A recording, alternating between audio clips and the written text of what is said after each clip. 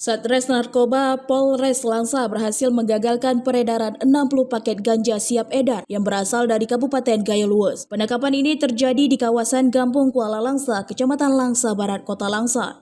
Dari hasil penangkapan tersebut, polisi berhasil mengamankan sejumlah barang bukti, antara lain 60 paket ganja seberat 58,5 kg.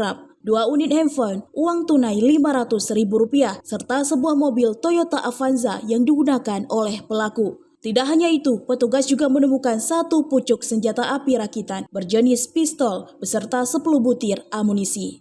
Kapolres Langsa AKBP Andi Rahmansyah menyebutkan pelaku SU yang kini telah diamankan diketahui merupakan warga Jalan Gunung Bendahara, Kelurahan Binjai Estate, Kecamatan Binjai Selatan, Sumatera Utara. SU mengaku mendapatkan ganja tersebut dari salah seorang rekannya berinisial AI yang berasal dari Kabupaten Gayo Luwes untuk kemudian diedarkan di Kota Langsa. Saat ini AI masih dalam pengejaran oleh pihak kepolisian.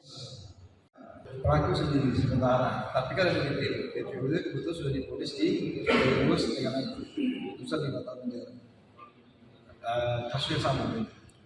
Ini kita nanti mengembangkan adalah memeriksa DPO tersebut. Pada saat di penjara, nanti pada saat dia